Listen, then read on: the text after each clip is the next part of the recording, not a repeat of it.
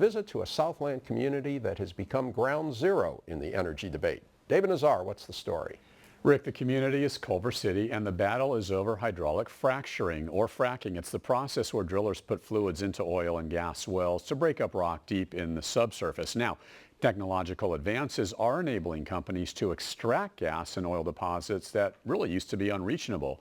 Sounds great, except many, including folks in Culver City, say the potential dangers of fracking far outweigh the benefits.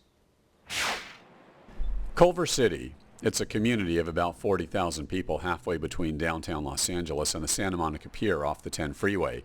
This quaint town sometimes lives in the shadow of other West Side cities like Beverly Hills, Hollywood, and Century City. However, Culver City is seeing a resurgence of its Renaissance days. First, a little history. The community was founded almost 100 years ago by developer Harry Culver, who was famous for saying all roads lead to Culver City. And he was right, because at the time Culver City had the famous red car, which had to pass through that city to basically reach any other part of LA.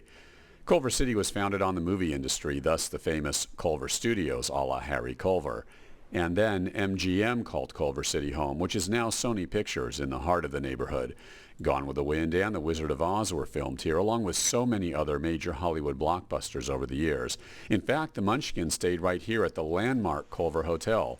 Unfortunately, over the years, Culver City was anything but a yellow brick road leading to Oz. In the 70s and 80s, the city was besieged by crime, gangs, graffiti, and drug dealers. Many residents and businesses fled. However, that all began to change in the mid to late 90s. City leaders went on a mission to revitalize and rejuvenate Culver City. What you see today is what many Angelenos now call a hidden gem of LA. New housing, restaurants, retail, movie theaters, nightlife, and more. However, one thing has remained constant over the decades, and you're looking at it, because the area is also famous for another iconic landmark. If you've ever driven through Culver City or across the old La Cienega Highway, you've certainly seen this. The Inglewood Oil Field with its 2,000 wells scattered throughout the area. 65 of those wells, or 10% of the oil field, sits in Culver City. Many of the oil wells are virtually in people's backyards, steps away from things like parks, schools, and sports fields. And that's really where this story begins. Megan Sally Wells is the vice mayor of Culver City and a self-described environmentalist.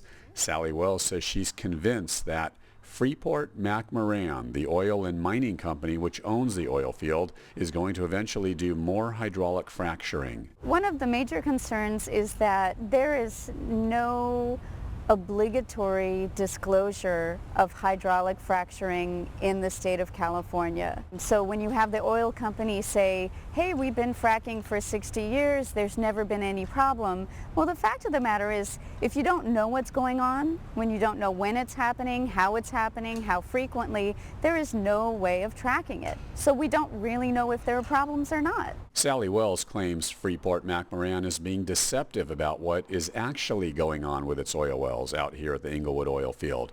Freeport-McMoRan declined our request for an on-camera interview. However, they put us in touch with a representative from the California Independent Petroleum Industry to speak on their behalf. Dave Quast is the California Director for Energy in Depth, a campaign to educate Californians about oil and gas, which is funded by the petroleum industry. It's interesting because hydraulic fracturing has been going on in this country for more than 60 years.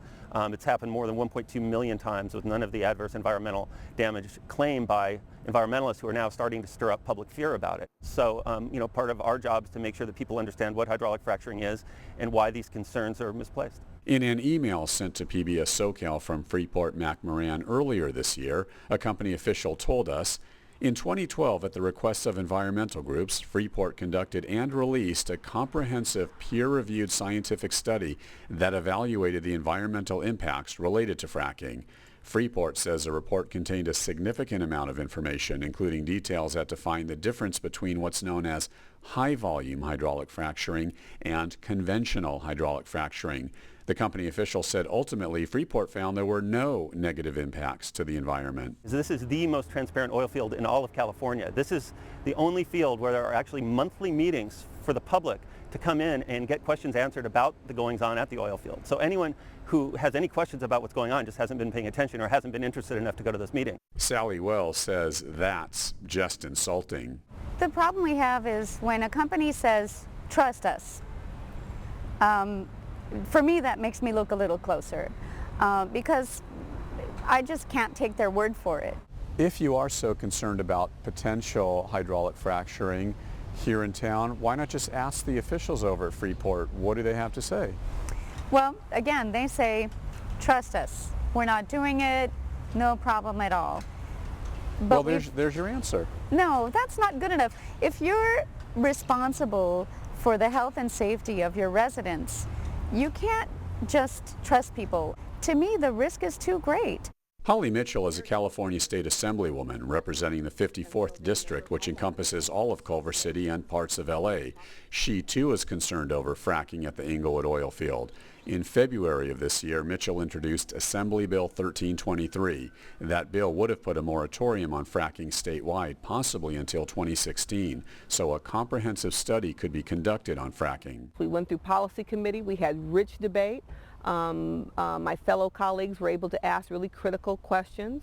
My colleagues from communities that have large oil industry posed really tough questions about the impact on job loss, which I understand.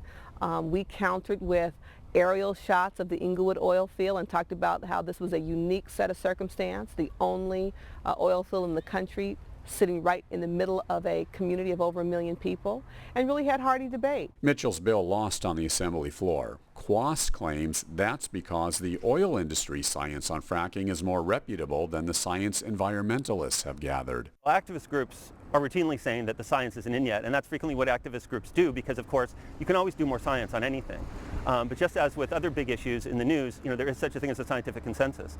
And supporting hydraulic fracturing is everyone from the current and former Secretary of Energy, the current and former Secretary of the Interior, President Obama himself, California state officials. That's not true.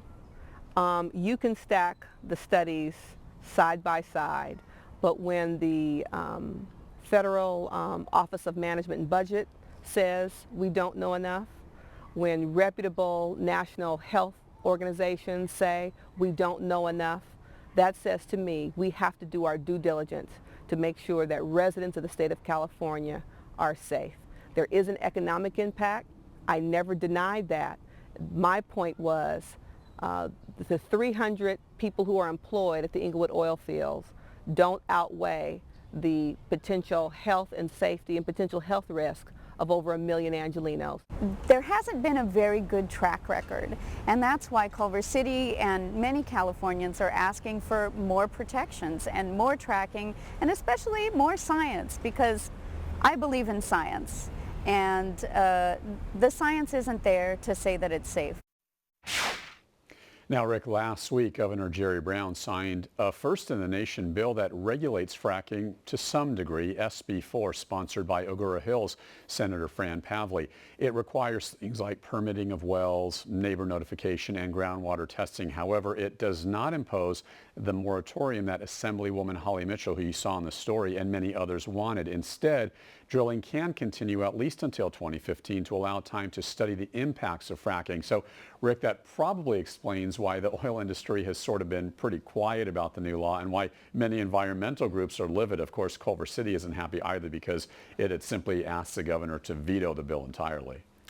David, as you did that story, David, I mean, it's like two separate realities. How did it feel? You're talking to people who are looking at the same field, one would presume the same set of facts, totally different opinions. You know, it's really a great question because you said it exactly. It's like living in two different universes when I cover the story. When I talk to folks in the oil industry, well, they make sense. You know, you don't have to be dependent on foreign oil. Maybe there's sources here. We can do it safely. The oil industry folks say it's even environmentally friendly. But then I talk to the environmentalist folks, the people in Culver City. They bring up some very grave concerns that say, wait a minute, you know, there are health risks, our water, methane in the air, you know, what we breathe in, and they made sense too. For me, the jury's out. I have no dog in the fight. I'm hoping to learn more about it with your next guest. Okay, and I have a feeling we may be in for a little more of the same, but hopefully some